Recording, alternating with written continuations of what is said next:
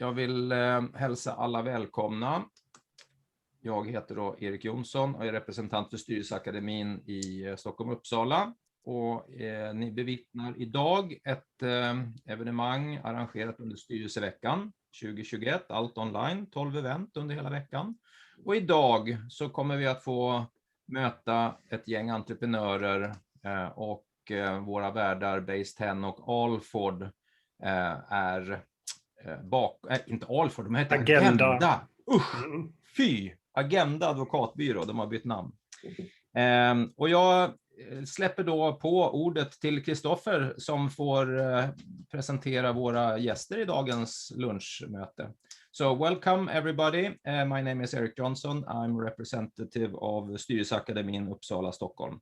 Now I hand over the microphone and scene to Kristofer and our honored guests. Welcome. Thank you, Eric. When I was 13, I founded a gardening company with one employee, me. I did garden work for 10 kronor per hour, and I ended up keeping the customers that actually gave me some tip. I went all in with that money I earned and bought an electric guitar and played heavy metal in a basement. That was me.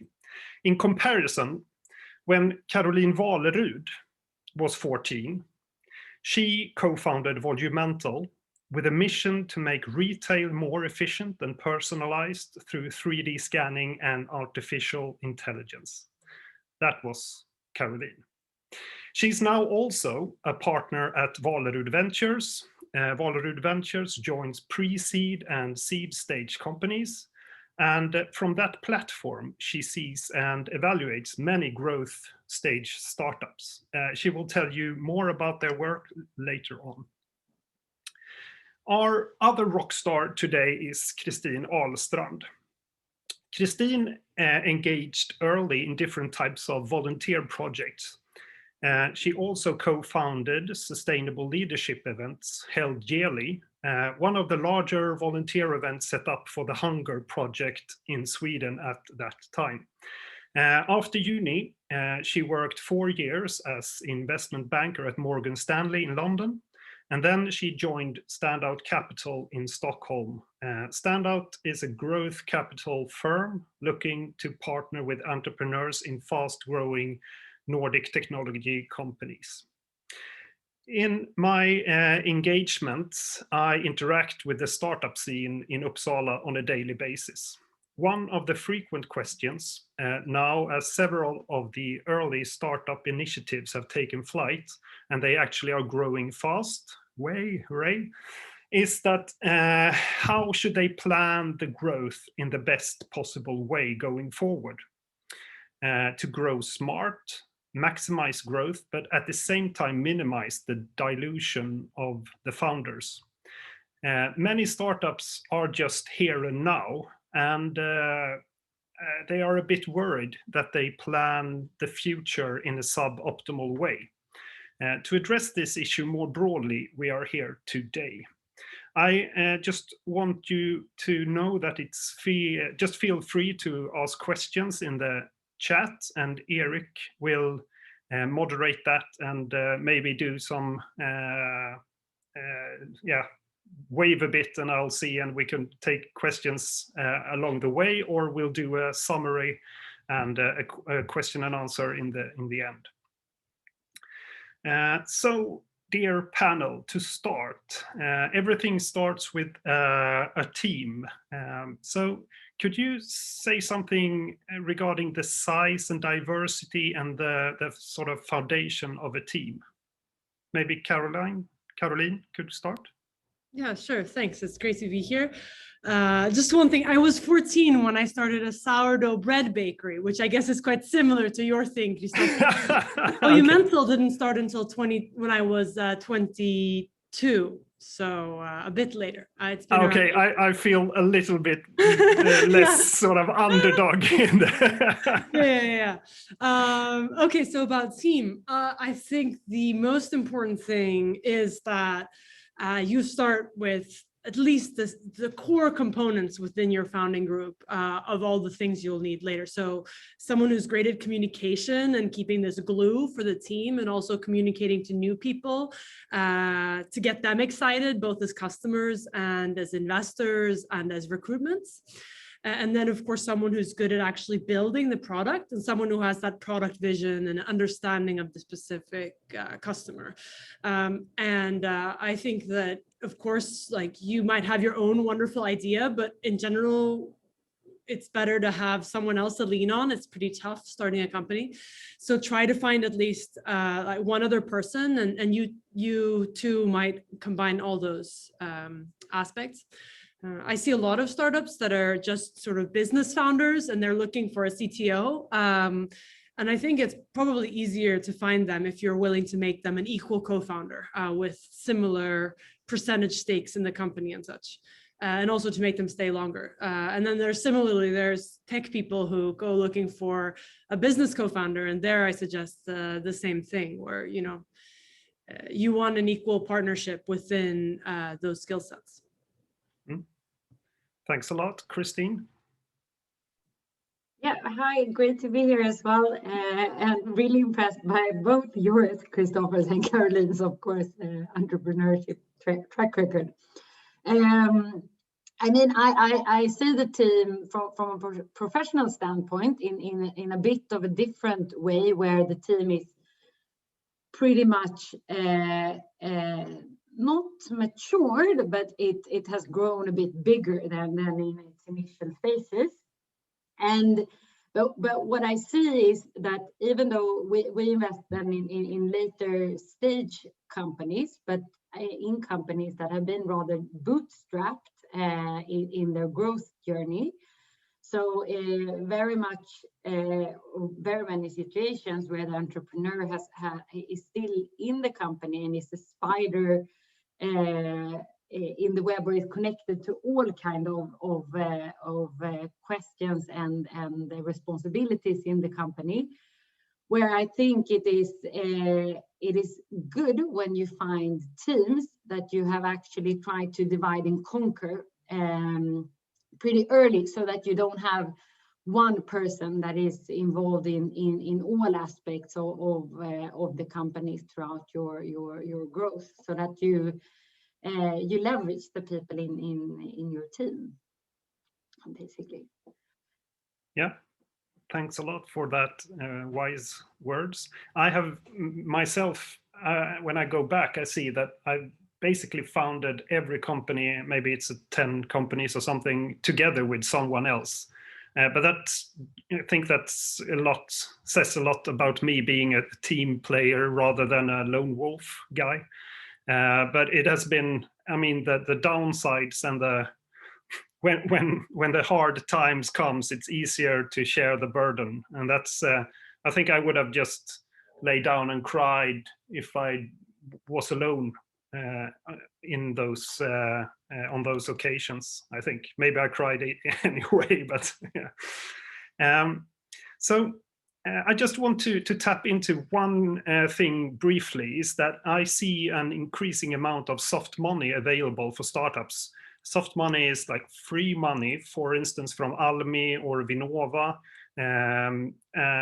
to use to feasibility studies and to proof of concept your idea or product. Would you recommend running for that? I can start. If you have the right type of startup that matches that, of course, I think it's good to do. The main thing there is that they generally, for the bigger grants, they're generally looking for things that are deep tech, or like that are new technology, or commercializing research. So yet another reason to go and work on some really hard technical problem and solving something big in the world, and not just building like a social media platform or something. We have enough of those. Volumental has done loads of grant money. So we got Vinnova 2 million kroner early on, and also money from the EU Horizon 2020 program, which was like 1.4 million euros. And also Almi loans. And Almi loans are great because you can get them a little bit earlier than if you were looking for a normal bank loan. Even though they're slightly more expensive, they usually have this amorteringsfrihet, like you don't have to pay back anything on the loan for the first year or two. Yeah, so that's a good way to get started. I think the main thing is that when you start raising VC money, the more you've proven, the higher valuation you can get, and therefore the less diluted you are. So the further you can get on customer money, ideally, or on grant money, the better. But it's dangerous to just focus on the grants for their own sake, because then you might go off your product roadmap just to get that cash, and then it's not worth it. Christine? No, I agree in much on what you're touching upon, Caroline. And I think these grant monies, they show an entrepreneurial feel in the companies as well. And I think it's only positive to get these grants and also professionals around your company that can support you in that way. I think a great way of trying to finance your business early on is to try to find smart ways of working with your working capital and trying to get your customers so that they can pay upfront and work with those kind of dynamics if possible. I think very helpful.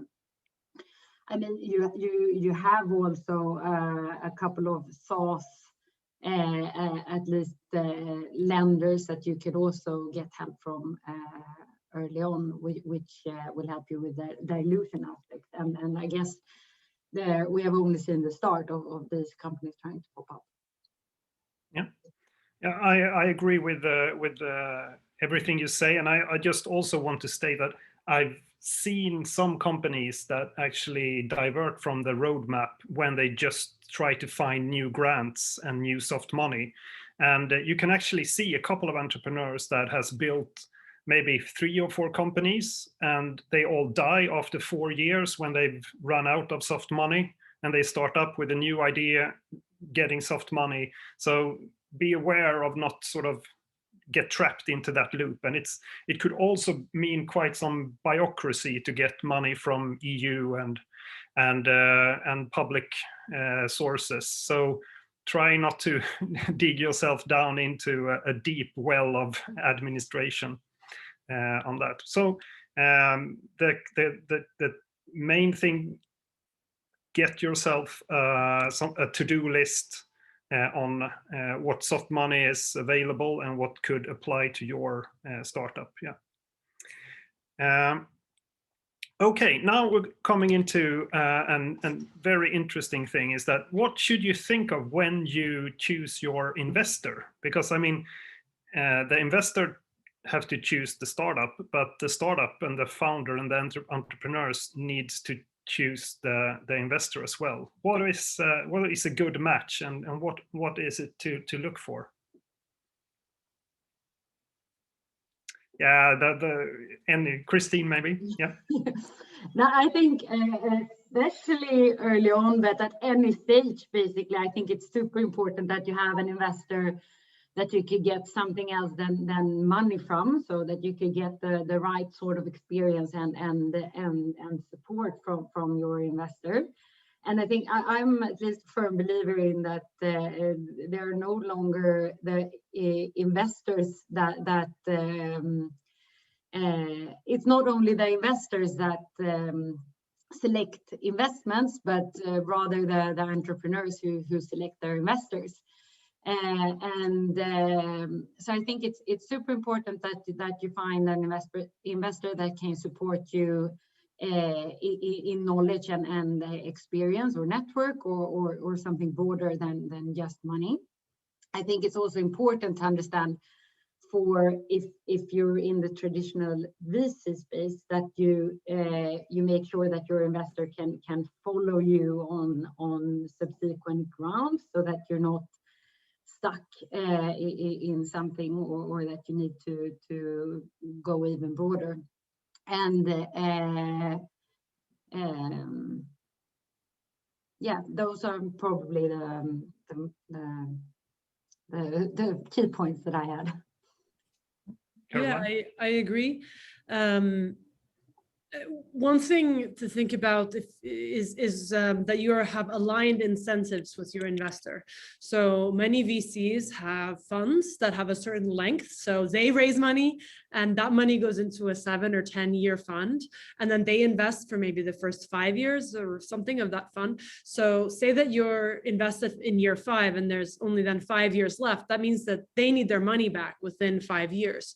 So you need to think about that when deciding which type of investors you're willing to have, because they might put quite, interesting terms into your shareholders agreement to make sure that they'll get their money back at that point, even if the company isn't ready for it. So what Volumental did was we actually didn't raise from traditional VCs, but rather from family offices. So rich entrepreneurs who have done it themselves and really proven themselves and sold companies for billions of dollars, and then getting them, to invest in us and be on our board. And they don't have a special timeline either. So that's a really great way of getting good people on board who can be more long-term if you have a company that you want to build long-term.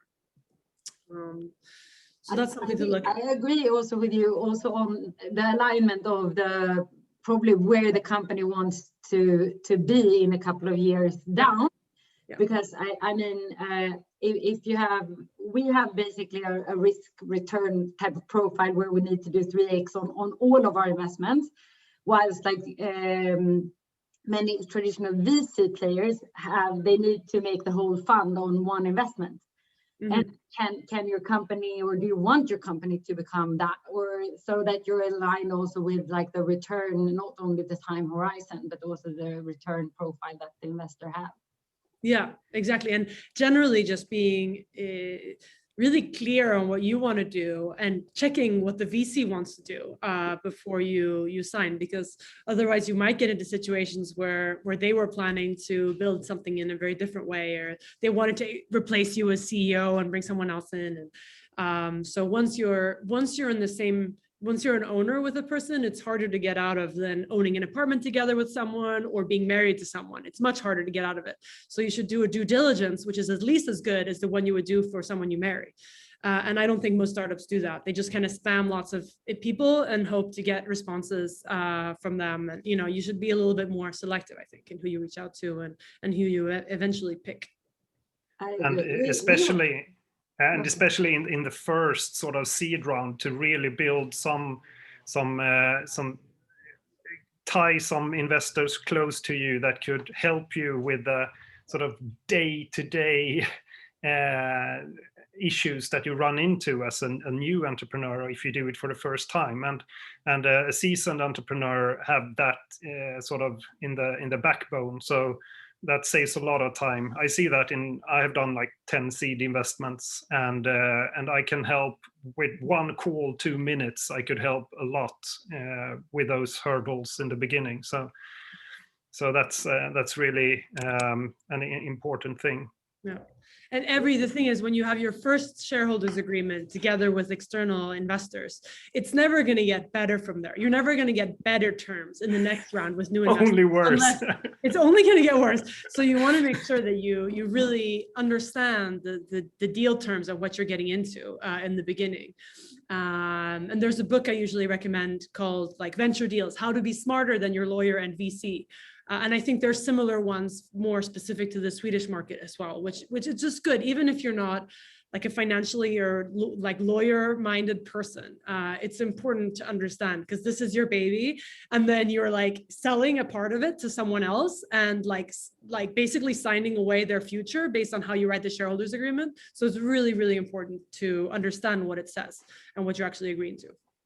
And also we also have like an ownership agenda, which is basically a one-pager that we put together with the entrepreneurs before we even sign an initial term sheet, just to make sure that we are aligned on these things, that how much do we want to grow in, and what do we think are the value drivers behind this growth, what do we want to achieve in what time, and so on and so forth, so that you really set the ground for what you want to do up front, and make sure that you have these alignments.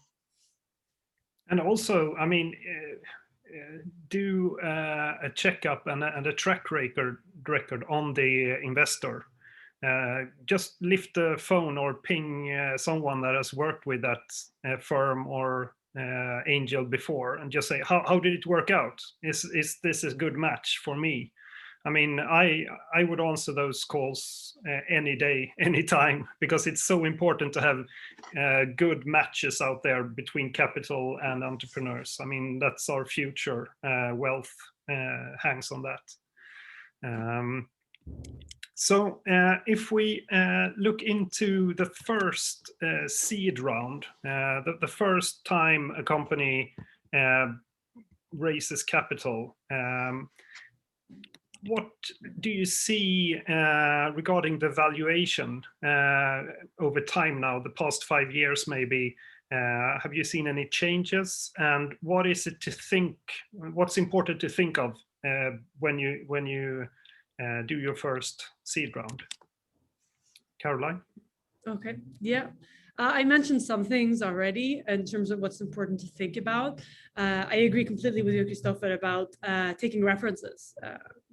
Usually the VC will mention a couple people and you can definitely call them, but you should also call someone where the company hasn't gone so well, so that to understand how they might react in a rougher situation, and also to get an idea if it's a larger firm and there's several partners or several people who might sit, on your board, to make sure you get an idea of which one you think would match what you do. And you don't usually get to choose as an entrepreneur, but you could try to steer the conversation in that direction.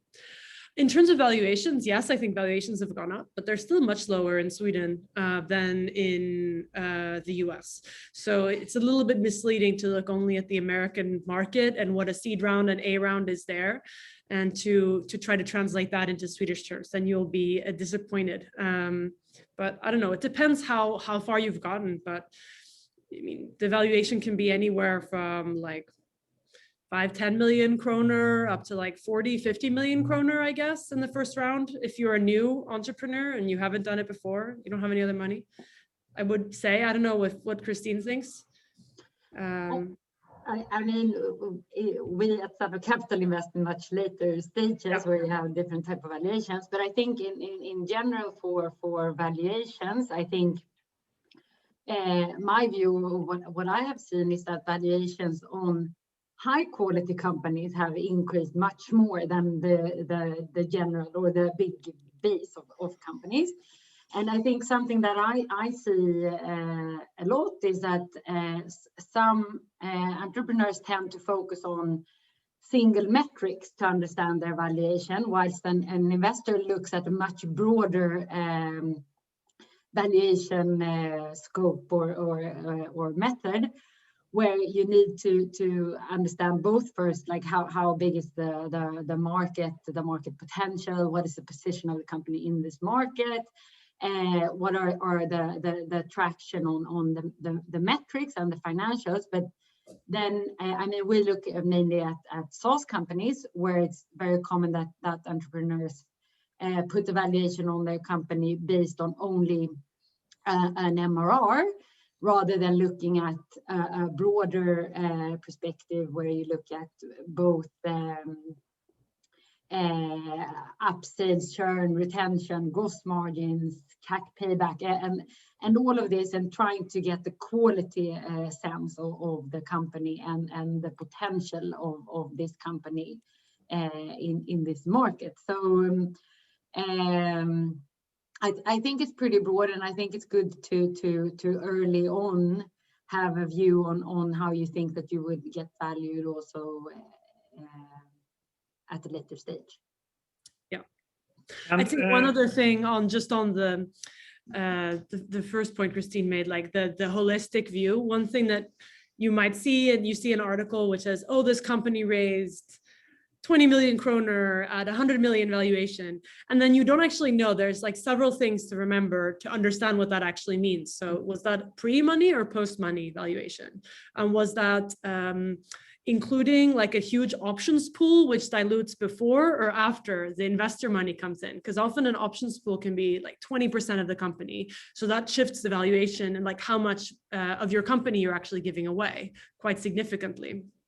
And similarly with, there's quite often these other terms like liquidation preferences, which means that if the company doesn't go up in value, then the investors get more money back than everyone else does if you sell. There might be anti-dilution clauses. So for the next round, like how much does the valuation have to go up for it to be a fair dilution?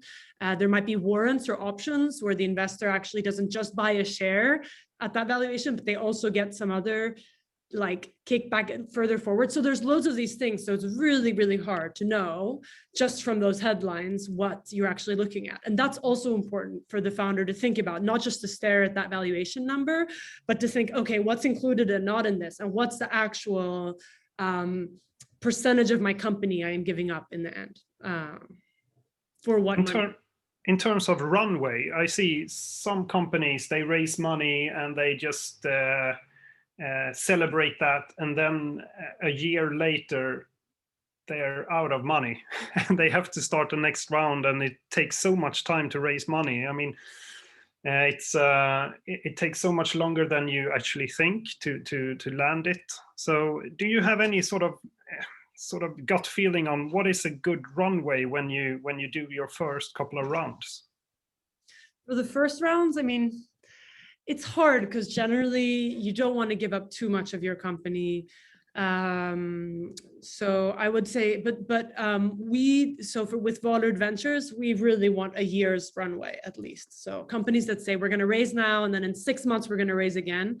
It's just because it can take a long time, especially if you have larger investors involved. It might take 6 months to close the round, and then you're already going out and doing it all again. So it's good to have a year. Ideally, for the kind of companies we work with, which are deep tech, so it might take a little bit longer to reach the market and finish the product. They're, 18, 24 months is really good. And what you can do is you actually have a smaller amount up front, but you have certain milestones you can reach within like a 6 or 12 months time frame, and that will unlock more money at a potentially higher valuation, or you might have the right to take more money into the company at a certain valuation. So that means you can like lower the risk a little bit and still not dilute yourself too much. And I think these sort of like milestones and the selection of type of investors, you have that up front, and then you say maybe not only based on a time horizon when you're supposed to achieve this and that, but also the milestones that you need to do with, or that you want to do with this money. And when you reach that, you can raise new money from the same investor, but you lower their risk as well by breaking it down a bit. I would like to take an example of that, because we built a factory that did dose dispensing with pills for mainly elderly healthcare. So a big factory where pills came in with 3 trucks every day, and we packaged it individually in bags for healthcare and then shipped it out on the evening. And we did that milestone setup in building the factory. So we had a couple of milestones that we had to sort of go through to get the full funding, and that actually worked really well. I just want to, I've built some companies with organically, and that's one type of journey where you can sit back and take a lot of sort of emotionally feel good decisions.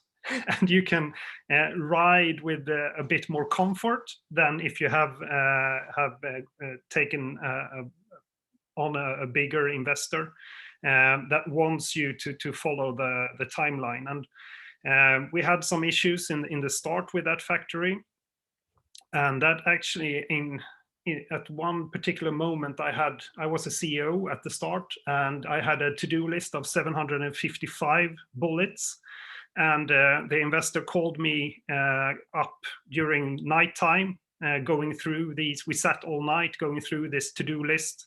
And my only way to survive is to offload some of those bullets to the sort of investor. And so he got tired instead of me.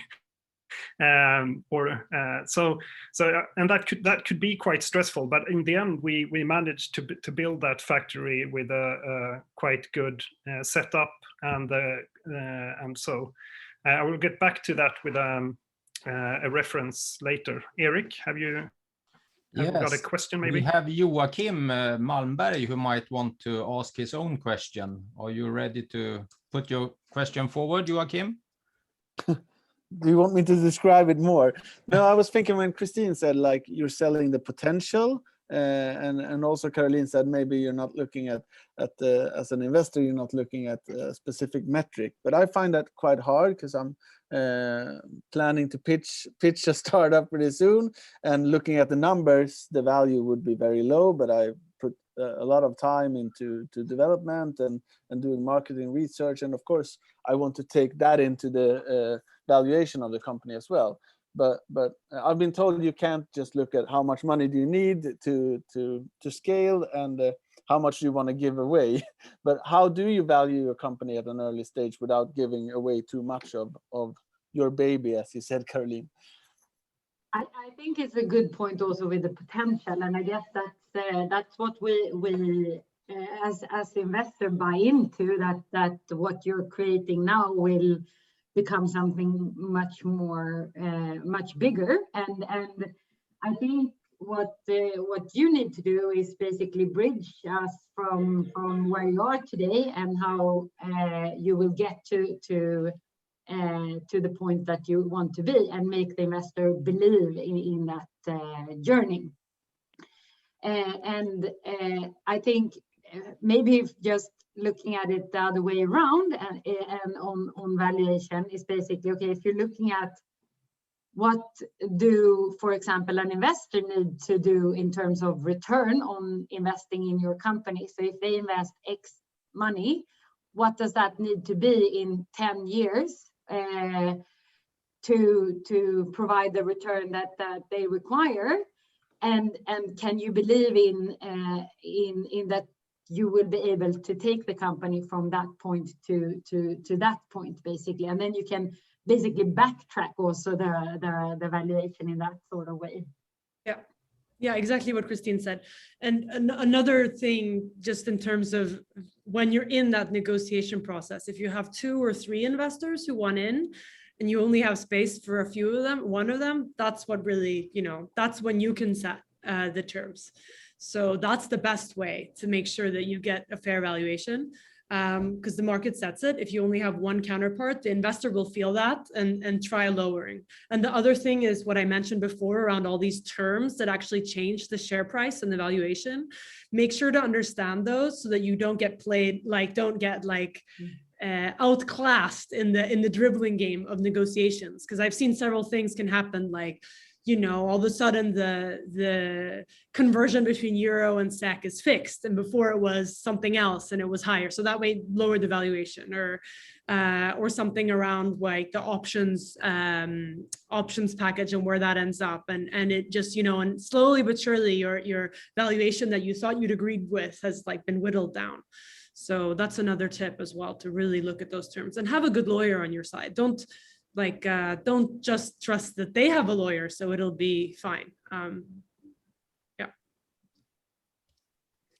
We also have a question from Micke Nordberg. It would be interesting to hear the speakers elaborate a bit about licensing agreement as an alternative financing, as another way of limiting the dilution of the founders, as an alternative to external investors going for a share.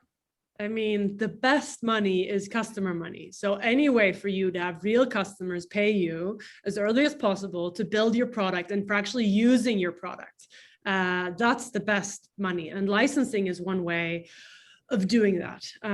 So of course, that's great. And I would, Volumental, we have built it with only like 46 million kroner, I think, of venture capital. And now we're like 57 people. We have over 50 million kroner a year revenue. We're growing fast, and we're like doing this on our own steam, like with customer money, not with investor money. And that's a great feeling. And like what Kristofer said earlier about like being able to make your own decisions a little bit more. And not being like always against the wall with like a few months until bankruptcy because you have to raise money all the time. So I do recommend going for customers. And that's really the only proof point in the end that you have a product that's really going to be something and that's adding value to someone, because someone actually is willing to pay to buy your thing rather than you just getting VC money and like growing and growing for more users, but it's not really clear what the value is in the end.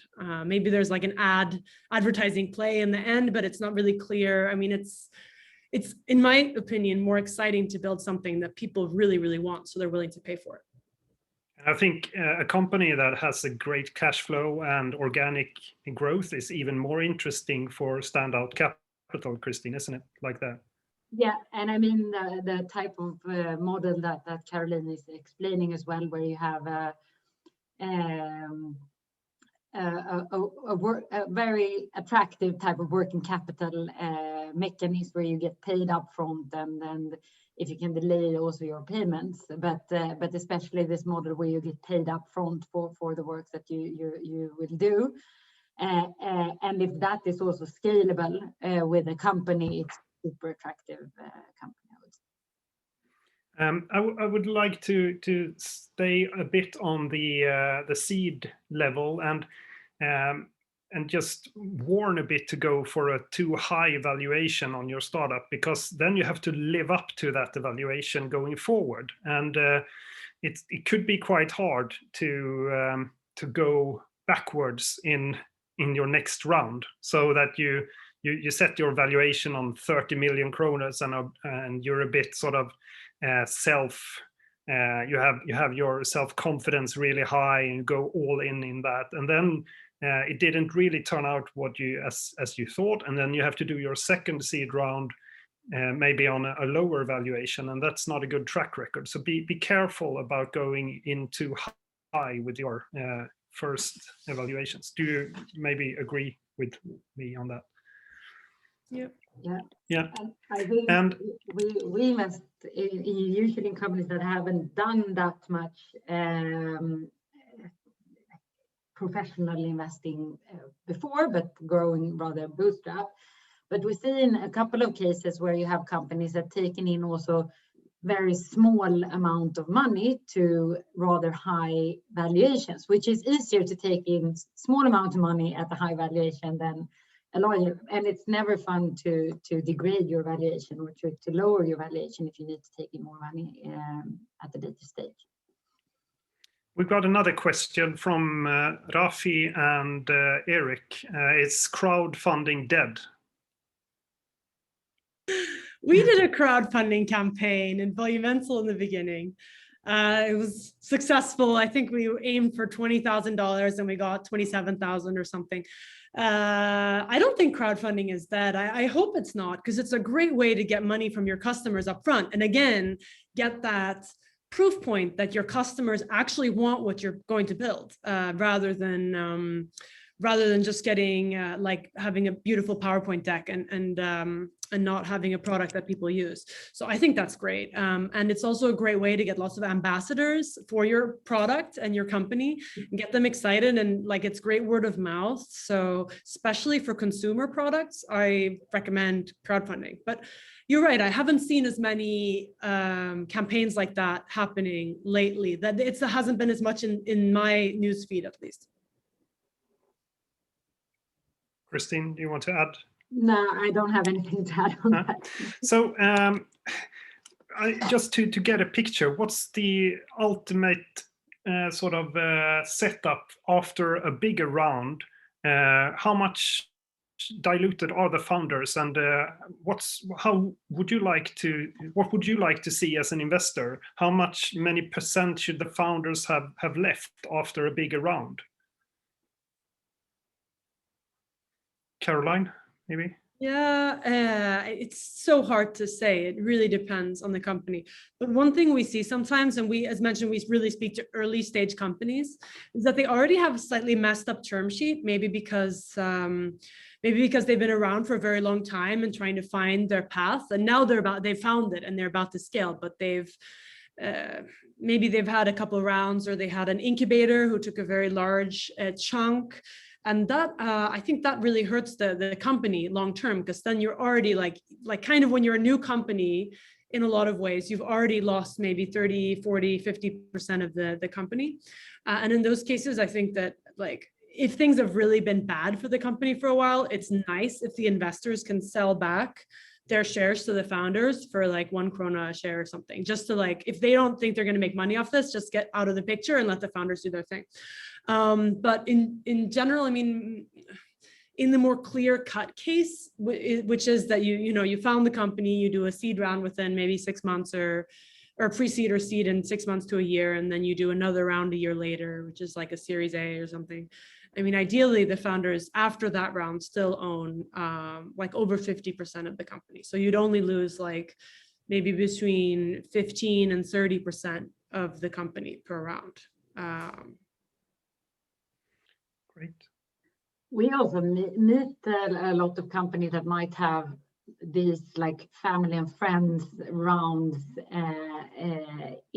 on their cap table, where you have either you can have passive people on the cap table in general, which we usually try to buy out when we invest in the company to be able to grow in a different way. You might have different views on that.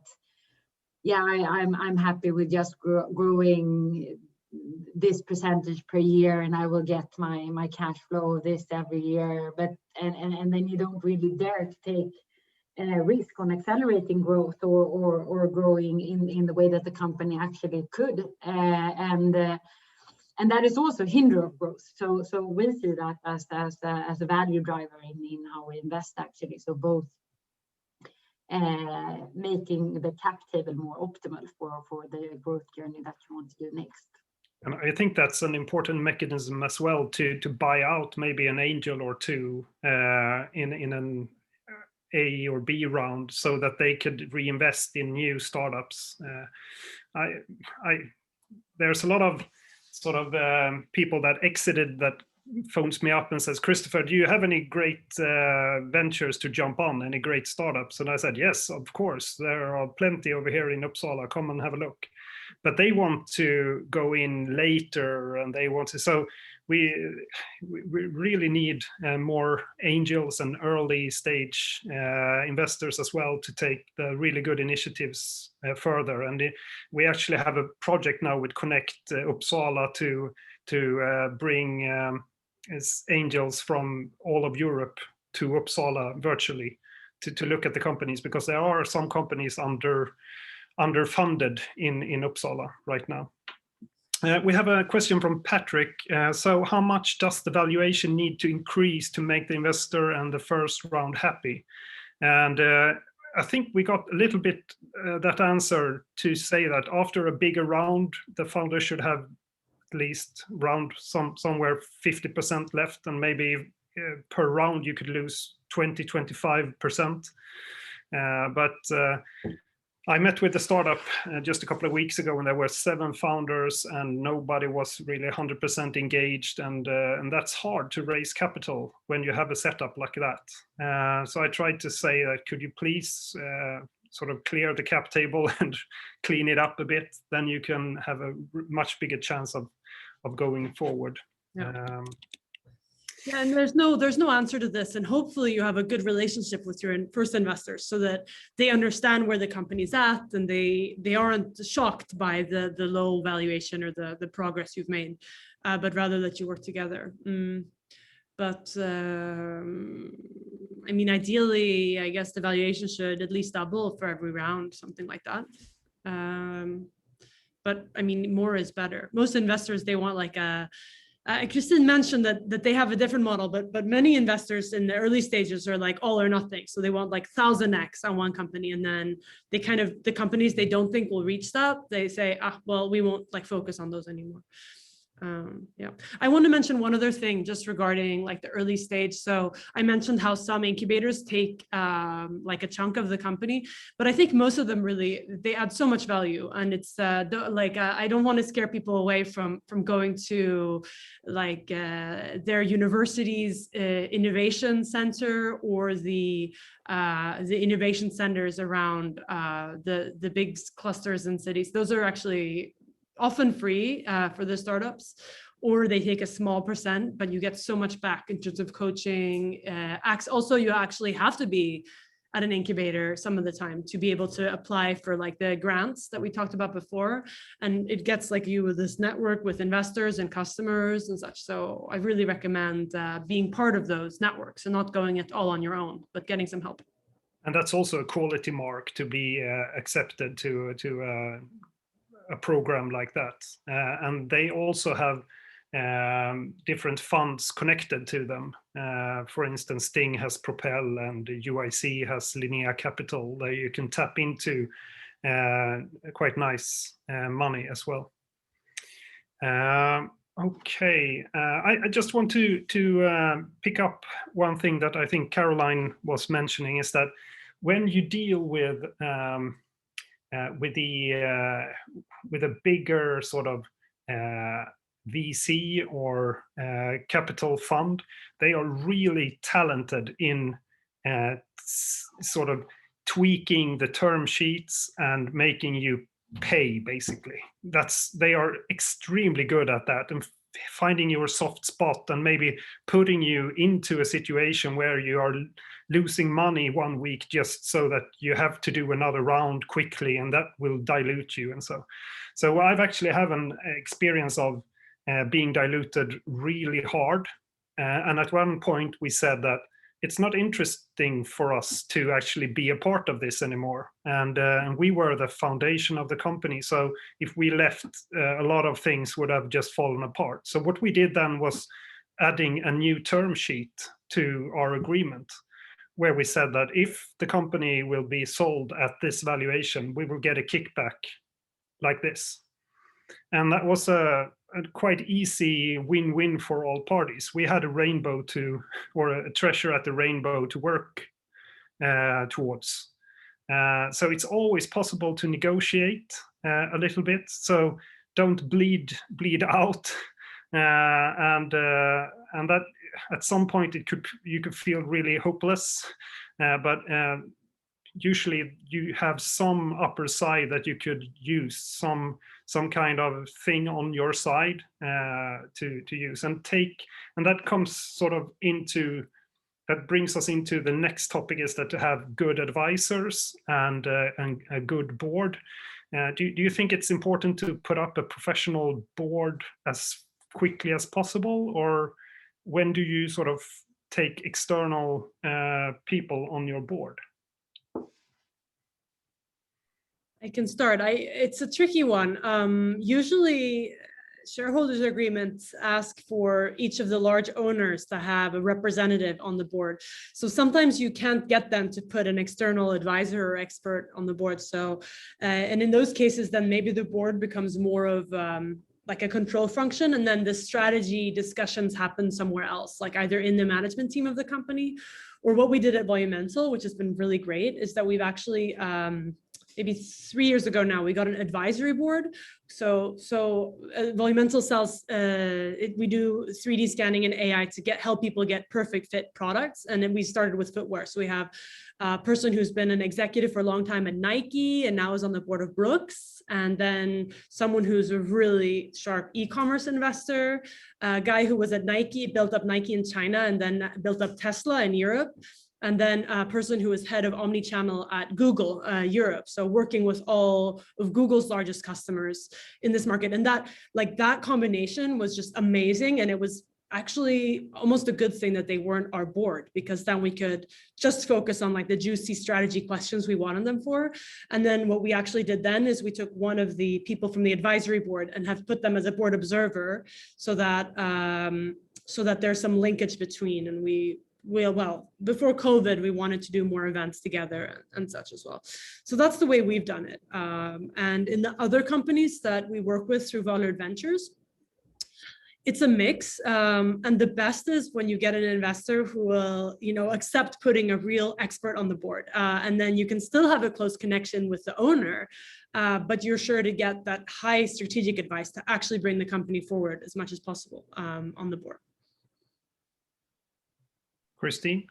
Yeah, we work a lot through the board to with strategic questions, and I think it's important that the board is not like a reporting function, rather that it is a strategic or a place where strategic discussions can take place. I think as the same thing when you hire people to your firm, I think it's important to think about what do I want or what do I need in terms of expertise and knowledge in my board to take the company forward, and how can I make that board active. I think it's a great way to use your investor base as people that work for free in the board, if they have the right expertise that you need to take the company forward or strategic directions in the company forward. Yeah. But I think it's a great forum to have external people that can help you solve problems that you can maybe not see them because you're too close to them, or they have another approach or another experience from the same type of problems or opportunities that they can help you steer and support you in. So I think it's a great tool if you put up the right setting for your needs. And I know you at Standout, you work a bit with board observers as well. Then maybe you have one board seat and then you have an additional observer as well. How does that work? Yeah, so currently we have one board member and one board observer per investment. And it's more of that we have two people that are closer to an investment, but we have one person that is responsible and that joins the board meetings in each company and is responsible for taking that investment forward. But in case something happens or if you need support, then you have someone else that is close to the company. But it's more a structural setup with the board observer program. We have a question. What about investors taking board positions when investing? Is that a good or bad thing? Shall they be in the company or not? I think we kind of answered that, but what Christine said about free work power and what I said earlier about doing your due diligence on the investor and understanding which of the partners at the firm or which of the employees there you would prefer to have involved in your case because you have a good chemistry and they have the right experience. That's something to think about a bit. So you make the most out of it because it can be a really, really great relationship if you do it right. Another question, at what stage do you recommend to establish an advisory board? Pre-seed, seed, or A round, or later? Again, it's a great way to get experts involved early and the type of people you wouldn't afford to hire or wouldn't join a startup as a full-time thing. And people generally are quite flattered by the question and they're quite excited to be able to sit with a group of interesting people and discuss an exciting new company. So I've had quite a success in reaching out when asking for, hey, would you be our advisor? I don't underestimate the will of sort of pay it forward. People that maybe feel that they have done everything in the world and they just play golf nowadays. Ask them and they will help you. So reach out. I mean, it's maybe a way to sort of revive and wake up brilliant minds out there that has fallen asleep. I mean, great success brings some kind of I asked Petter Stordalen when I had a dinner with him. I asked him, how do you sort of you break all your barrier goals? A barrier goal is like when I really reached this goal, I'm basically almost done. And he has done that quite some, like, over and over again. How do you wake up in the Monday morning and feel that you have a new barrier goal? And he just said, or he yelled actually at me and said, you just go up and you do it again. and I think, but for some people, success makes them a bit lazy, and sort of they lose a little bit of the momentum when they earn a lot of money. And a new startup that reaches out and asks for guidance could be a really nice sort of revival for those persons. So basically get it as soon as you can, and also ask for just mentors separately from an advisory board.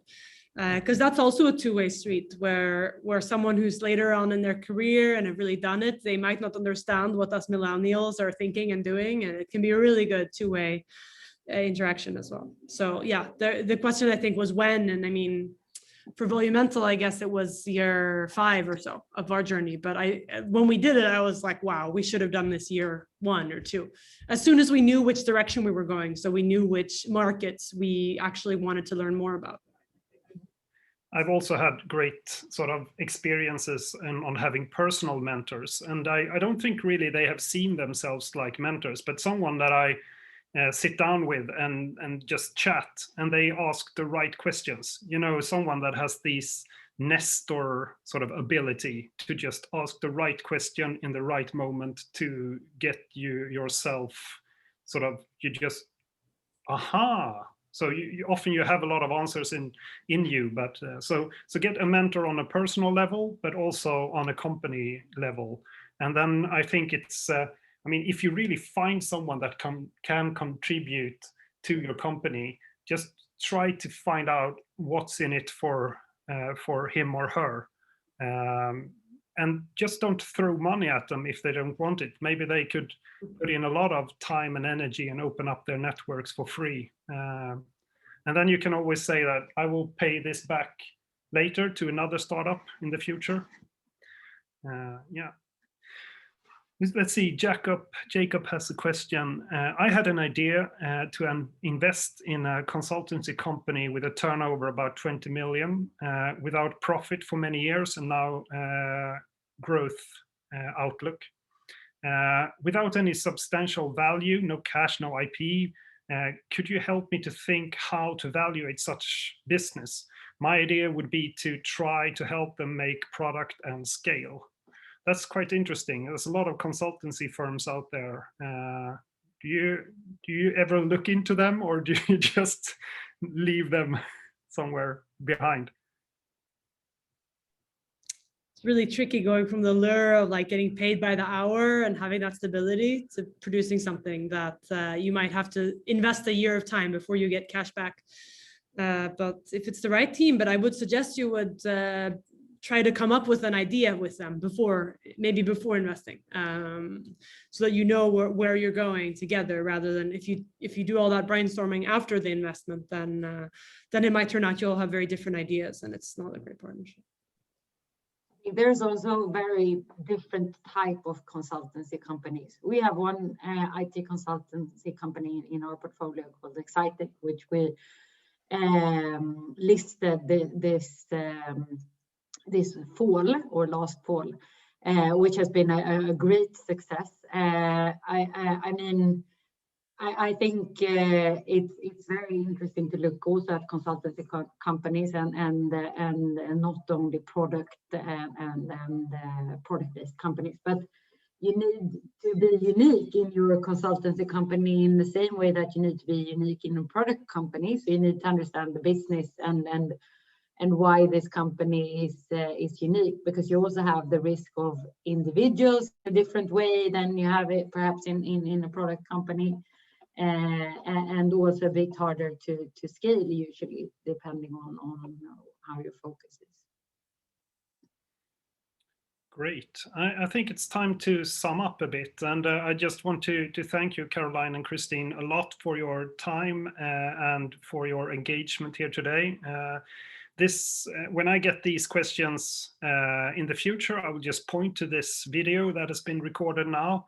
I will also help them, of course, but I will recommend them to look at this, and that will help a lot of people over time, I think, because these questions always sort of pops up at some point on the journey going forward with your startup. Yeah, without further ado, Erik, do you have any concluding remarks? No, I think very valid questions and discussions, because these pop up every time, especially early stages and companies want to grow, and it's very difficult. I actually did with Connect in Stockholm an investments training for, I think, 4.5 days with some experts. And after those 4.5 days, I knew a little bit more, but I also understood that this isn't easy, because there are a lot of, as you say, Caroline, a lot of things that where you can get tricked with values and rates and stuff. They're really clever, some of the investors, and some are very honest. But it's a very good discussion, and I'm so happy that you all could join today and help us in this. I know Kristofer and I share the interest of helping companies in any stage to do better business and survive and make Uppsala important as a business city. So I can just say a big thank you. And for those of you who haven't signed up for more activities during the week, I posted the shortcut on the web for Styrelseveckan 2021. So thank you very much, Kristofer, Christine, Caroline, and all of you who have been listening. Thank you. Thank you very much. Thank you. Bye-bye. Take care. Bye-bye. Bye. Thanks a lot. Thanks a lot. Bye.